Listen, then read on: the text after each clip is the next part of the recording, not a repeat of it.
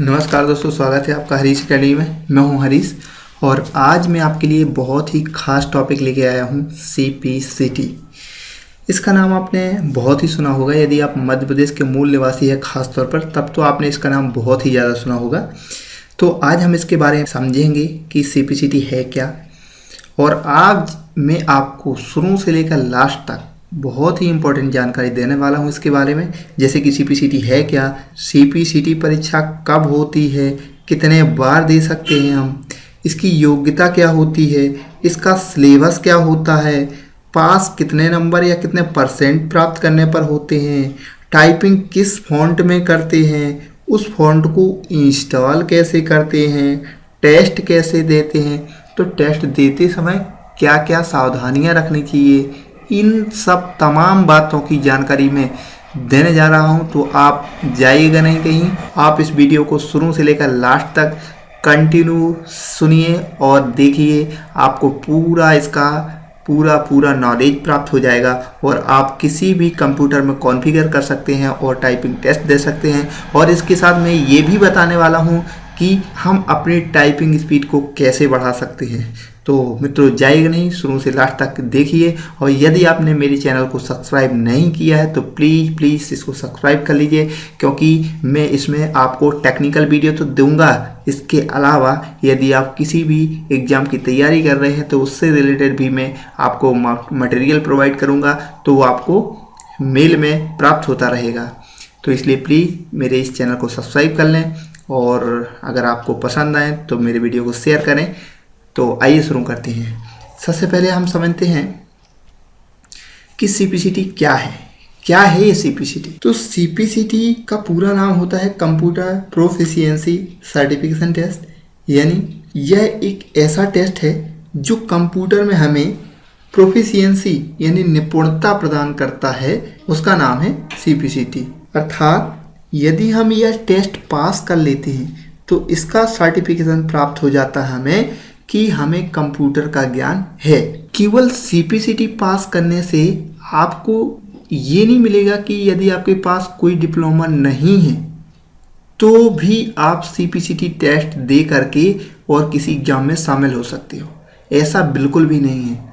क्या है, अभी मैंने सुना है कि पटवारी में CPCT को अप्लाई कर रहे हैं। ठीक है, CPCT को अप्लाई करेंगे, लेकिन उसका मतलब ये नहीं है कि CPCT के लिए आपका कंप्यूटर डिप्लोमा नहीं लगेगा। कंप्यूटर डिप्लोमा तो आपका लगना अनिवार्य ही है।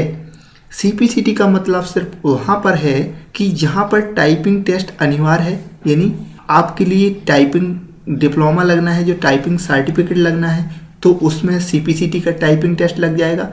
और यदि कंप्यूटर ज्ञान आवश्यक है मांगा गया है तो आपका जो इसमें 75 क्वेश्चन कंप्यूटर के रहते हैं, यदि आप उस वाले पोर्शन में, उस वाले पार्ट में पास हो जाते हैं तो आपका CPCT के द्वारा आप ये प्रदर्शित कर सकते हैं कि मैं कंप्यूटर में निपुण हूँ, यानी प्रोफिशिएंसी हूँ कंप्यूटर में, और उसका मेरे पास सर्टिफिकेट है।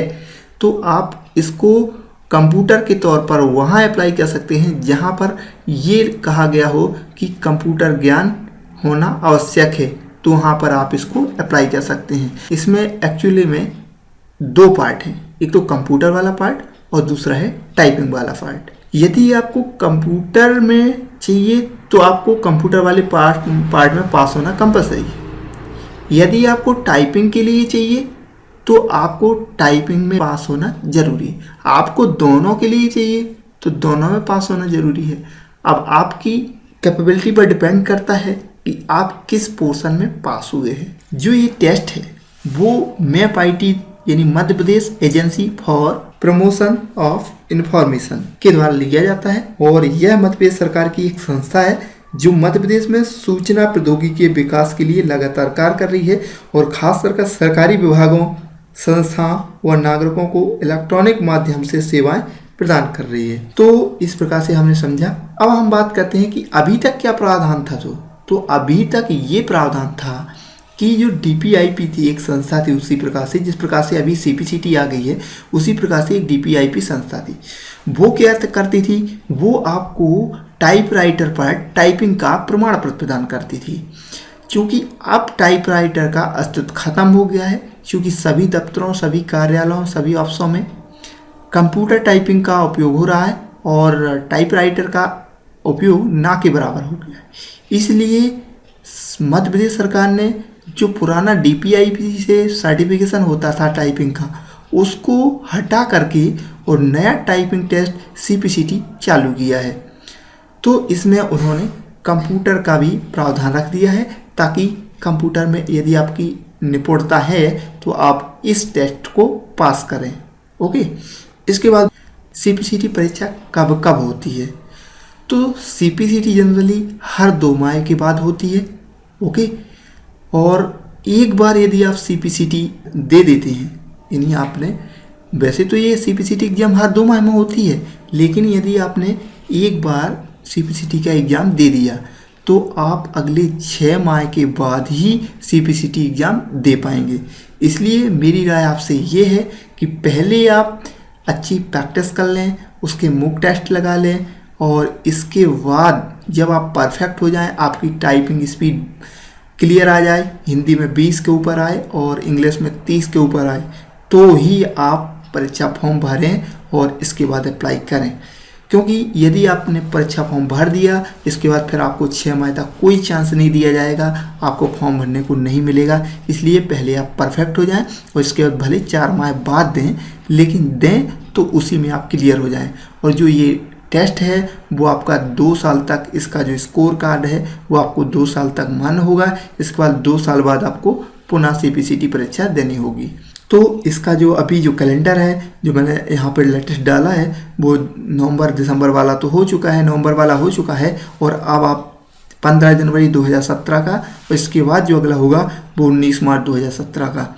तो ये 2 CPCT एग्ज़ाम अभी कंडक्ट होने हैं, तो आप इनमें से किसी पर भी अप्लाई कर सकते हैं। अब हम अभी देखेंगे कि परीक्षा फॉर्म कैसे, या CPCT का फॉर्म कैसे भरते हैं।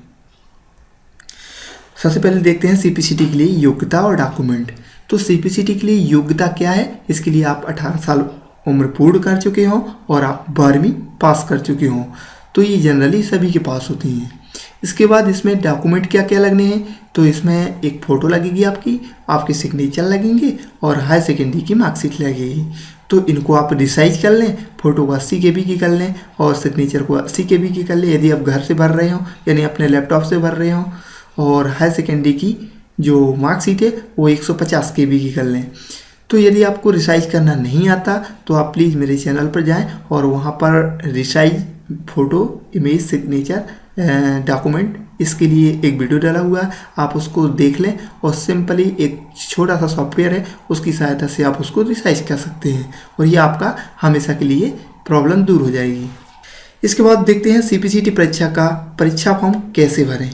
मित्रों, CPCT का जो परीक्षा फॉर्म भरना होता है आपको, तो वो एक उसका टाइम होता है जब वो ओपन होता है। इसके बाद आप जब उसका फॉर्म क्लोज होता है तब नहीं भर सकते, और जब एक निश्चित डेट से निश्चित डेट तक फॉर्म भरा जाता है, उस डेट में आपको फॉर्म भरना होता है। मैं अभी बता रहा हूँ आपको कि परीक्षा फॉर्म कैसे भरते हैं।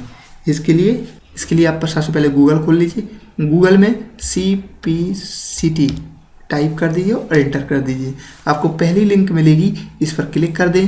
क्लिक करने से आप नई विंडो में पहुंच जाएंगे और यहाँ पर आपको बहुत सारे ऑप्शन हैं। आप यहाँ से हिंदी में कर सकते हैं और यहाँ से इंग्लिश में कर सकते हैं, जो आपकी इच्छा अनुसार। और यहाँ पे बहुत सारी इन्फॉर्मेशन है, ये कि CPCT क्या है, कौन दे सकता है, बहुत सारी इन्फॉर्मेशन आपको यहाँ पर जाने से ही पता चल जाएंगी। और इसका जो परीक्षा शुल्क है वो 660 रुपये है, मात्र 660 रुपये में आप इसको परीक्षा फॉर्म भर सकते हैं। और यदि आप घर पे टाइपिंग कर लें तो आप कहीं पर भी जाने की ज़रूरत नहीं है, और मात्र 660 रुपये में फॉर्म भरकर और आप इसका एग्ज़ाम दे सकते हैं। इसके बाद जो इसका यहाँ पे दिया है पंजीयन के लिए आवेदन, तो पंजीयन के लिए आवेदन कर सकते हैं। और यहाँ पे लिखा मौजूदा यूजर, यदि आपने पहले कभी एग्ज़ाम दिया है तो आप यहाँ से पुनः अप्लाई कर सकते हैं। और जैसा कि मैंने बताया कि यदि आपने अभी एग्ज़ाम दिया है तो आप 6 माह तक कोई एग्ज़ाम नहीं दे सकते CPCT का, इसलिए। और यदि आप नए यूजर हैं तो अभी पंजीयन करें और यहाँ से आप न्यू रजिस्ट्रेशन करा सकते हैं। इस पर क्लिक करेंगे तो आपको एक नया फॉर्म खुलेगा और यहाँ पे जैसा कि यदि आप यहाँ पे फॉर्म खुलेगा।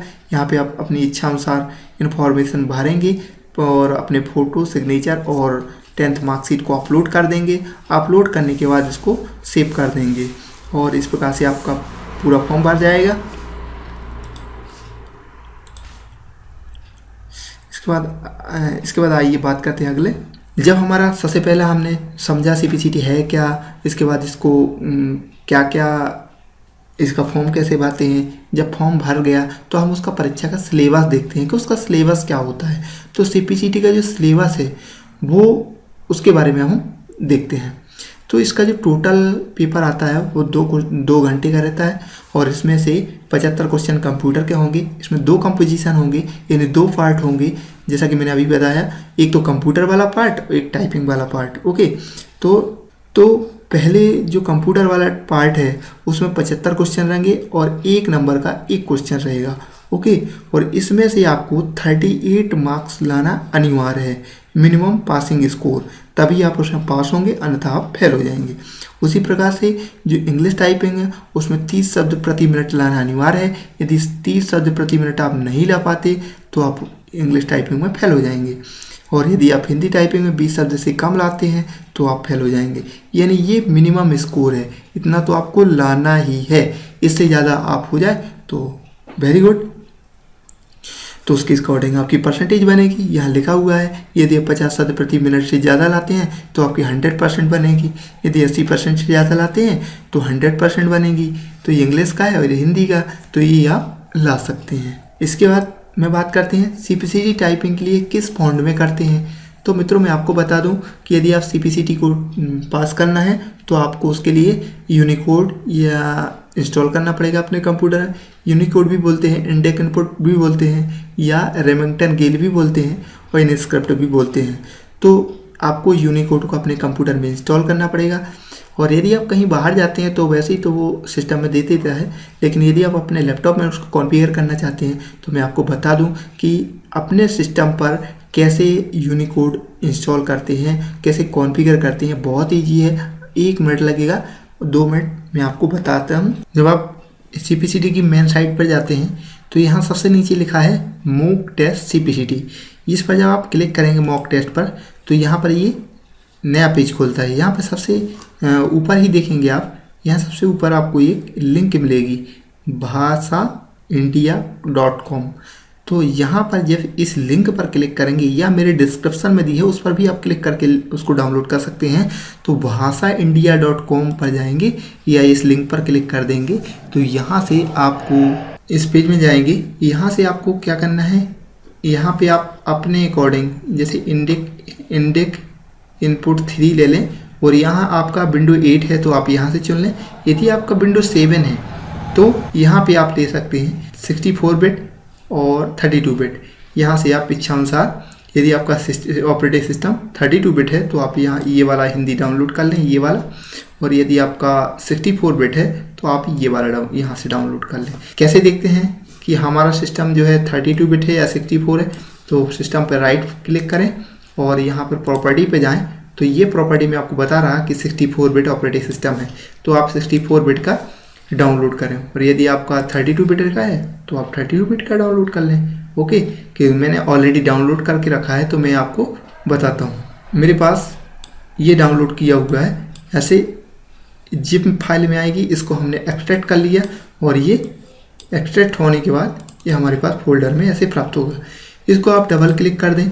डबल क्लिक करेंगे तो इंस्टॉल के लिए पूछेगा, बहुत सिंपल है। इसको नेक्स्ट कर दें और नेक्स्ट करते जाएंगे और ये इंस्टॉल हो गया। कुछ भी नहीं करना पड़ा, एक बार में ये इंस्टॉल हो जाएगा। बहुत सिंपल सा सॉफ्टवेयर है और ये इंस्टॉल हो गया। इसको क्लोज कर दें। जैसे ही हम इसको क्लोज करते हैं तो यहाँ देखें आप, यहाँ EN लिखा है, मतलब अभी इंग्लिश है। यदि आप यहाँ पे ऊपर क्लिक कर देंगे हिंदी पर तो यहाँ ऑटोमेटिक इंडेक लिखना I3 दिखने लगा। लेकिन अब इसको आप जैसे हमने इस पर क्लिक कर दिया तो आपका ये सेट होगा। लेकिन कभी कभार क्या होता है कि हमारे हिंदी करने पर भी ये इंडेक I3 नहीं आता। तो इसके लिए हम क्या करेंगे, यहाँ पे शो टूलबार पे जाएंगे, यहाँ पे जाएंगे शो टूलबार। तो इसकी ये टूलबार आ गई। आप यहाँ से सेटिंग पे जाएं और सेटिंग में जाने के बाद कीबोर्ड में और ये रेमिंगटन गिल, क्योंकि हमें रेमिंगटन गिल में टाइपिंग करनी है इसलिए ये ऑप्शन चुन लें। ओके, तो ये रेमिंगटन गिल में क्लिक कर दिया। अब हम जब टाइपिंग करेंगे, शुरू में 1-2 बार चेंज होता है ऑटोमेटिक, तो आप करते रहना, उसको 1-2 बार करना पड़ेगा आपको। इसके बाद जैसे यहाँ पे मैं लिखूँगा जैसे आज, अभी भी मेरे शब्द इसके सही नहीं बन रहे, तो मैं क्या होगा, इसमें थोड़ी सी सेटिंग करनी पड़ती है। यहाँ से ये प्रेडिक्टिव इनपुट है, इसको हटा दो। इसके बाद टाइप करें, ये यहाँ से हट गया है तो एक बार गेल कर दें। इसके बाद आने लगा आज विज्ञान, तो वही जो मैंने जैसा कृति देव में बनता है सेम उसी प्रकार से वर्ड बनने लगे।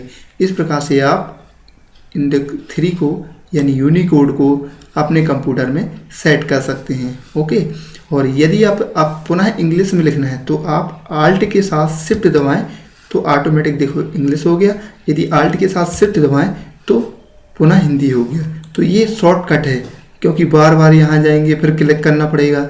इससे अच्छा है कि आप आल्ट के साथ शिफ्ट दबाएं तो आपका हिंदी, आल्ट के साथ शिफ्ट तो आपका इंग्लिश। इस प्रकार से आप चेंज कर सकते हैं। तो मित्रों, ये तो हुआ यूनिकोड का इंस्टॉल करना। हमने यूनिकोड का इंस्टॉल करना सीख लिया और कैसे इंस्टॉल करते हैं और कैसे उसकी सेटिंग करते हैं ये हमने सीख लिया।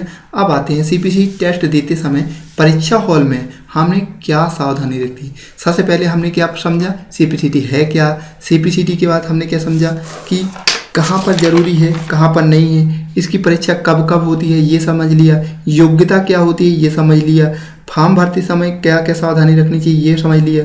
अब हम समझिए इसका सिलेबस क्या होता है वो भी देख लिया, कितने नंबर में हम पास होते हैं ये भी देख लिया, टाइपिंग किस फॉन्ट में करते हैं ये भी देख लिया, उस फॉन्ट को इंस्टॉल कैसे करते हैं ये भी देख लिया।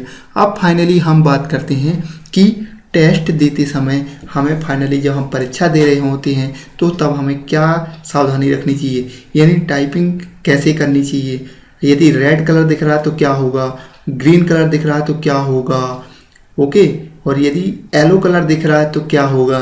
तो इसके लिए क्या है, तो यहाँ पे आप देख रहे होंगे, यहाँ पे ये सीपीसीटी की वेबसाइट पर ही ये पीडीएफ डाली है और मेरे डिस्क्रिप्शन में भी इसका मैंने लिंक डाल दिया है। आप वहाँ से भी इसको डाउनलोड कर सकते हैं, इसको पढ़ सकते हैं अच्छे से। बहुत ही इंपॉर्टेंट इन्फॉर्मेशन है कि इनको बहुत अच्छे से, तो यहाँ बताया गया है कि किसी भी समय और हानि अयोग्यता से बचने के लिए निर्देशों को अच्छे ध्यानपूर्वक पढ़ें। ओके, इसके बाद निर्देशों को पढ़ने के बाद चेक बॉक्स पर क्लिक करके और आगे बढ़ जाएं, ठीक है, और आई एग्रीमेंट करके आगे बढ़ जाएं। ओके, इसका वास्तविक परीक्षण के समय 5 मिनट का मॉक टेस्ट होगा। यदि आपने वास्तविक परीक्षण जो होता है आपका एग्जाम के पहले 5 मिनट का आपको मॉक टेस्ट दिया जाएगा यदि आपको करना है। तो मेरी आपसे ये राय है कि आप जब एग्जाम देने जाएं, यानी जब आपकी टाइपिंग परफॉर्मेंस अच्छी आ जाए तो आप 1 या 10 से 15 बार टाइपिंग टेस्ट मॉक टेस्ट जरूर कर लें। किसमें, इसी सीपीसीटी की साइट पर। टाइपिंग का मॉक टेस्ट कैसे करते हैं मैं आपको बता दे रहा हूँ। सीपीसीटी टाइपिंग टेस्ट का मॉक टेस्ट देने के लिए सीपीसीटी पर क्लिक कर, यहाँ गूगल पर सर्च करेंगे, वैसे ही सीपीसीटी की साइट पर जाएंगे, सबसे नीचे लिखा है यहाँ मॉक टेस्ट, यहाँ पे क्लिक करेंगे और यहाँ पे कुछ नहीं देखना, सबसे नीचे जाएंगे और इसमें सबसे नीचे जाएंगे और यहाँ पर चेक बॉक्स पर क्लिक कर देंगे और यहाँ प्रोसीड टू मॉक टेस्ट पर क्लिक कर देंगे और आपका ये मॉक टेस्ट चालू हो जाएगा। इसमें आपको यूजर नेम पासवर्ड डालना, लॉगिन कर लेना है, तो आपको इस प्रकार से प्राप्त हो जाएगा। यहाँ पे आपको इंग्लिश में चाहिए या हिंदी में, और ये देख करके और यहाँ ये इंस्ट्रक्शन पढ़ना है और नेक्स्ट कर देना है। यहाँ पे आपको ये चेक बॉक्स पर क्लिक करना है कि आई हैव रीड, तो यहाँ पे हिंदी में आपको चाहिए या इंग्लिश में, तो हिंदी में। इस प्रकार से आप यहाँ से हिंदी इंग्लिश चुन लें और आई बिगनिंग टू रेडी स्टार्ट, और ये इस प्रकार से आपको जब आप इस पर क्लिक करेंगे तो आपका टेस्ट स्टार्ट हो जाएगा। तो इस प्रकार से ये मॉक टेस्ट है। जैसा कि मैंने बताया था कि कंप्यूटर में आपको 5 पोर्शन होंगे, तो यहाँ पर 1 2 3 4 और एक यहाँ पर 5, यानी इसमें फंडामेंटल रहेगा, रीजनिंग रहेगी, कंप्यूटर एप्टीट्यूड रहेगा और जनरल एबिलिटी रीजनिंग रहेगी, और यहाँ पे आपका अवेयरनेस रहेगा यानी करंट अफेयर रहेगा। तो इस प्रकार से आप कंप्यूटर में नए सिलेबस के अकॉर्डिंग 5 पार्ट हो गए हैं। पहले एक ही पार्ट रहता था, यानी केवल 75 क्वेश्चन आते थे कंप्यूटर के, और ये पार्ट उसके डिवाइड नहीं रहते थे। और यहाँ पे आपको हिंदी इंग्लिश टाइपिंग जो और दोनों को पास करना पड़ेगा, तो आप इसको प्रैक्टिस कर लें। ये मुक टेस्ट है, तो काफ़ी जब आपकी प्रैक्टिस हो जाए इसके बाद इसको आप 10 से 15 बार ज़रूर दें। ये बहुत ही आवश्यक है हमारे लिए। तो मैं बता रहा था आपको कि परीक्षा हॉल में क्या क्या सावधानी रही। तो 5 मिनट का मॉक टेस्ट मिलेगा आपको, तो अगर आप चाहें तो कर सकते हैं, तो कोई ज़रूरी नहीं है। इसके बाद उसमें पे आप लैंग्वेज बार का सिलेक्ट कर लें कि आपको हिंदी चाहिए इंग्लिश, वो सिलेक्ट कर लें। और इसके बाद आपको वहाँ पे जो आपका सबसे इम्पोर्टेंट चीज़ है कि आपको कीबोर्ड कौन सा सिलेक्ट करना है। तो यहाँ पे आप रेमिंगटन गेल, यदि आप रेमिंगटन गेल जो परीक्षा फॉर्म जब आप भरते हैं तो आपसे पूछा जाता है, जब आप परीक्षा फॉर्म भरते हैं तो आपसे पूछा जाता है कि आप कीबोर्ड कौन सा चयन करेंगे, यानी रेमिंगटन गेल या इनस्क्रिप्ट।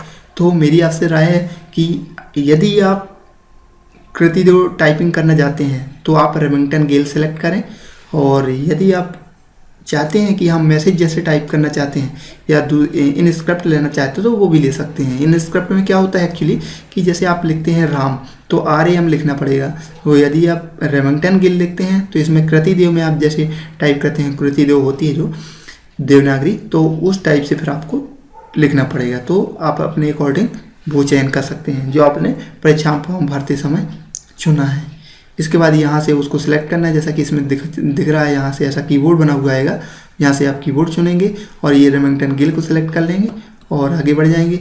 सबसे इम्पोर्टेंट चीज़ यहाँ ये है कि जो हाईलाइट है वहाँ पे जो पीला पीला दिखेगा उसी को ही आपको टाइप करना है, ना को पहले का ना तो बाद का।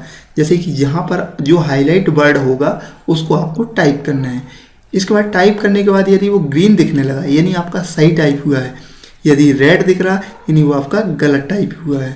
तो और इसके बाद कभी कभी क्या होता है कि आप सही टाइप करते हैं फिर भी रेड दिखता है, तो वहाँ पे आप चेक कर लें कि आप डबल स्पेस तो नहीं दे रहे इस प्रकार से जैसा कि यहाँ दिख रहा है आपको।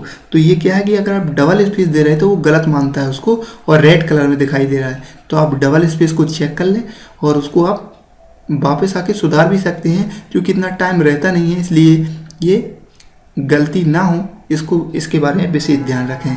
इसके बाद इसमें जो भी आप सुधारना चाहें तो आप सुधार सकते हैं, ऐसा नहीं कि आप सुधार नहीं सकते, सुधार सकते हैं। यदि आपकी टाइपिंग पूर्ण हो गई है तो तुरंत उसे सबमिट कर दें, क्योंकि वही समय आपकी टाइपिंग गति की गणना हेतु उपयोग किया जाएगा।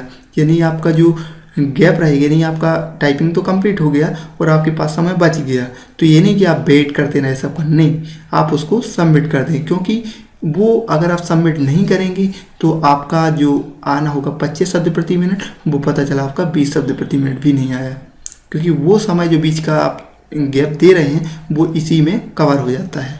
इसके बाद यदि आप सबमिट नहीं करते तो 15 मिनट बाद वो ऑटोमेटिक सबमिट हो जाएगा। इस प्रकार से मेरी बात यहीं पे मैं अपनी बात को समाप्त करता हूँ। यदि मित्रों आपकी ये इन्फॉर्मेशन आपके काम आई हो या आपको अच्छी लगी हो तो प्लीज़ शेयर करें दोस्तों को, और यदि आपकी कोई भी क्वेरी है तो वो मुझे कमेंट बॉक्स में ज़रूर करें। Thank you.